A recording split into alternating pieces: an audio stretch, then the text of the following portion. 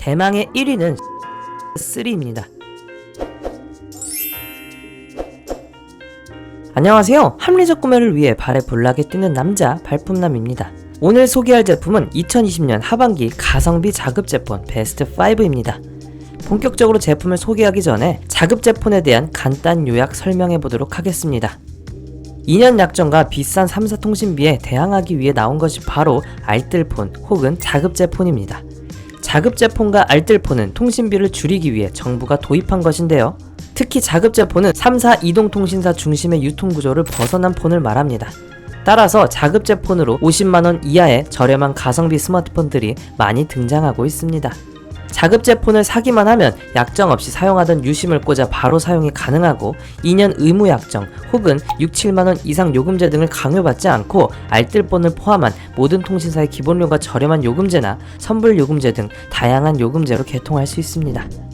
자급제폰의 장점과 특징을 확인해 보셨나요? 자, 그럼 바로 자급제폰 베스트 5 출발해보겠습니다. 5위는 LG전자의 Q52 제품입니다. 출시가는 33만원입니다. 5위 제품은 2020년 11월에 출시된 아주 따끈따끈한 제품입니다.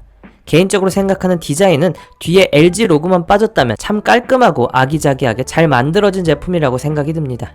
가격도 33만원이라는 저렴한 가격에 책정이 되었습니다. 그럼 본격적으로 성능 살펴보겠습니다. 6.6인치의 Q52는 MT6765 칩셋을 탑재하였습니다. 그리고 램은 4GB, 저장 공간은 64GB가 제공이 됩니다. 배터리 용량은 4000이며 후면 카메라는 쿼드 카메라에 메인 카메라는 4800만 화소가 지원됩니다. 그리고 전면은 1300만 화소가 지원이 되고 동영상은 FHD에 30프레임까지 지원이 됩니다. 그 외에도 LG페이, 지문인식 등도 지원이 되네요. 다만 이 제품이 5위를 차지한 이유는 가격은 저렴하지만 가성비가 좀 애매한 제품이기 때문입니다. 4위에 소개될 제품과 비교했을 때 가성비가 조금 떨어지는 느낌이며 아예 한 단계 높은 제품을 쓰려면 3위 제품을 쓰는 것이 더 좋아 보이기 때문입니다. 그래도 아기자기한 디자인의 제품의 LG 제품을 찾으시는 분, 그리고 최근 출시된 따끈따끈한 제품을 찾아보시는 분이라면 Q52를 선택하셔도 좋을 것 같습니다. 4위는 삼성 갤럭시 A31 제품입니다. 출시가는 37만 4천원입니다. 이 제품은 5위 제품인 Q52와 직접적인 비교가 가능할 것 같습니다. A31은 2020년 3월 출시된 갤럭시 A 시리즈로 A30, A30S의 후속작이기도 한데요. 20대 9 비율의 디스플레이, 상단의 전면 카메라 배치를 위한 노치 디자인이 적용되었습니다. 색상은 블랙, 화이트, 블루, 레드 총 4종이며 후면 패널에는 체크 무늬의 패턴이 적용되었습니다. 개인 취향이긴 하지만 A31 디자인 또한 세련되게 잘 나온 것 같습니다. 그럼 성능 살펴보겠습니다. 6.4인치 화면에 저장 공간은 64GB가 지원되며 SD카드로 512GB까지 확장이 가능합니다. 그리고 186g의 무게와 4GB의 램이 적용되었습니다. 배터리 용량은 5000으로 꽤 긴 사용량을 제공합니다. 그리고 쿼드 카메라에 메인 4800만 화소로 카메라 성능도 뛰어난 편입니다. 또 A31부터는 삼성페이가 제공되고 지문인식 또한 후면이 아닌 온스크린으로 제공이 됩니다. 최근 출시되고 있는 삼성의 보급형 스마트폰의 가성비가 시간이 지날수록 점점 더 좋아지는 것 같습니다. A31 제품은 학생용, 효도폰, 선불폰, 세컨폰 등으로 사용하신다면 만족스럽게 사용하실 수 있을 것 같습니다. 3위는 LG전자 Q92 제품입니다. 출시가는 49만 4천원이네요. Q92는 2020년 8월 출시된 제품으로 준 프리미엄 폰인 LG 벨벳에서 거품이 빠진 가성비 모델이라 생각하셔도 좋을 것 같습니다. 특히 벨벳과 비슷한 스펙에 가격은 거의 반값 정도 내린 제품으로 출시되었기 때문에 더욱 가성비 모델로 주목받았었는데요. 디자인은 벨벳과는 좀 다르지만 Q92 또한 깔끔하고 심플한 디자인을 가지고 있습니다. 그럼 본격적으로 Q92의 성능을 살펴보겠습니다. 먼저 Q92는 안드로이드 10을 탑재하였고 AP는 스냅드래곤 765G가 적용되었습니다. 램은 6GB, 저장 공간은 128GB가 제공이 됩니다.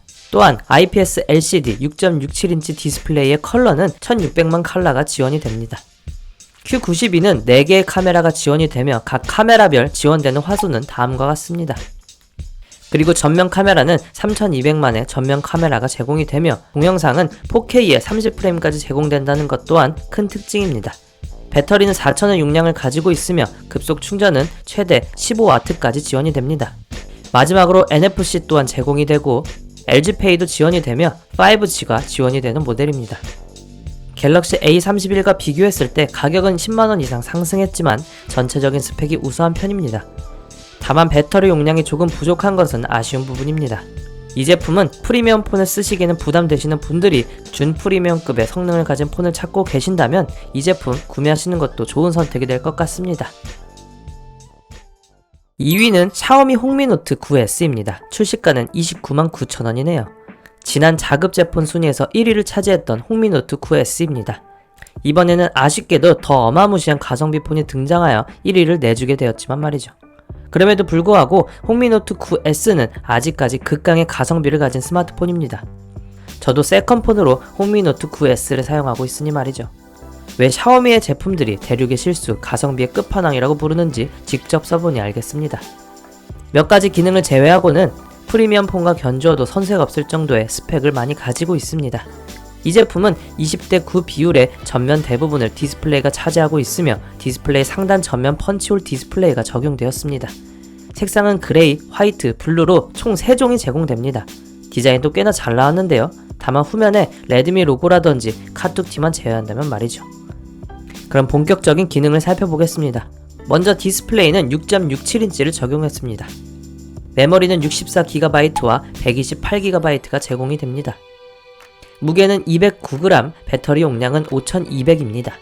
카메라는 쿼드 카메라를 탑재했으며 메인 카메라 4800만 화소를 자랑합니다. 또 이 제품의 특징은 듀얼심이 제공이 되고 지문인식 또한 측면에 위치해 있습니다. 128GB 버전을 산다고 해도 30만원 이하 가격에 제품 구매가 가능하며 이 가격에 스펙 또한 상당합니다. 다만 이 가성비 좋은 이 제품도 완벽하지는 않은데요. 먼저 싱글 스피커와 음질은 좀 부족한 감이 있습니다.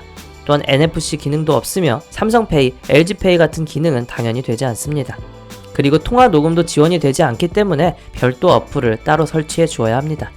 그리고 중국 제품의 인터페이스를 적응해야 한다는 단점 등 몇 가지 단점을 더 뽑아볼 수 있겠네요. 그럼에도 불구하고 저가폰 가격에 프리미엄 폰 같은 스펙은 무시할 수 없는 메리트입니다. 가성비의 제왕 홍미노트 9S는 메인폰, 세컨폰 구분 없이 저렴하면서도 스펙 좋은 제품을 찾으시는 분이 쓰시기 좋은 폰일 것 같습니다. 대망의 1위는 샤오미 포코 X3입니다. 출시가는 33만원이네요. 아무래도 중국의 스마트폰이 1, 2위를 차지했다는 것이 씁쓸한 면도 있지만 가성비만 따졌을 때는 동등 가격대의 포코 X3를 국내 폰이 따라오기는 아직 쉽지 않을 것 같습니다. 그리고 중국 폰에 대한 신뢰도가 낮으신 분도 계시지만 개인적으로는 몇 년 동안 중국 폰을 써오면서 큰 문제점은 느끼지 못했습니다. 그래도 불안하신 분은 국내 자급제 폰 중에서 찾아보시는 것도 좋은 방법이 될 것 같네요. 포코 X3는 2020년 9월에 출시되었습니다. 30만원대의 가격을 가지고 있지만 홍미노트 9S를 뛰어넘는 가성비를 가지고 있는데요. 그럼 본격적으로 기능 살펴보겠습니다. AP는 스냅드래곤 732G를 탑재하였으며 램은 6GB에 저장 공간은 64GB, 128GB 두 종류의 제품이 출시되었습니다. 그리고 이 제품의 가장 큰 특징은 120Hz의 주사율을 제공한다는 것입니다.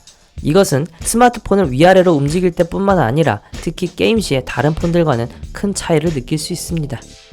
배터리 용량은 5160입니다.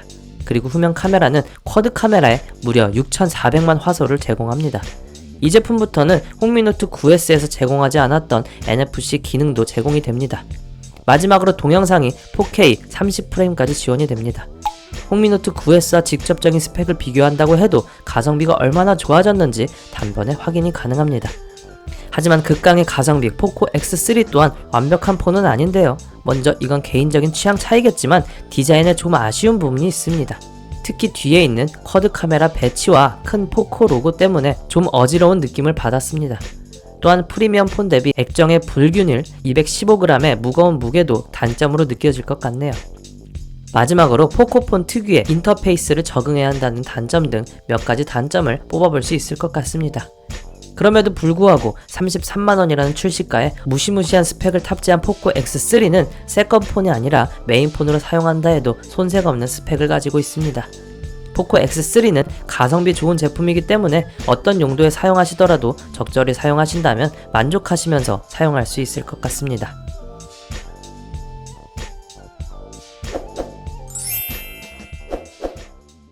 어떤가요? 잘 보셨나요? 자급제 폰이 나오면서 더 이상 이동통신사의 2년 혹은 3년 약정에 얽매일 필요가 없어졌습니다. 실제로 다달이 2년 동안 할부로 내는 돈을 곱해서 생각해 본다면 자급제 폰을 한 번에 사서 싸게 사용하는 것이 이득인 경우가 더 많습니다. 가성비 휴대폰을 한 번에 구매하여 다양한 용도로 쓰고 싶으신 분이 계시다면 1위에서 5위 제품 중 개인 선호도에 맞게 고려하셔서 좋은 구매하실 수 있을 것 같습니다. 그리고 1위에서 5위는 제가 지극히 주관적인 기준으로 선정하였기 때문에 절대적인 순위는 아니므로 전체적으로 비교해보시고 취향에 맞게 구매하시면 될 것 같네요. 그럼 오늘도 합리적인 구매하시기를 바라며 저는 이만 인사드리겠습니다. 오늘도 득템하세요. 고맙습니다.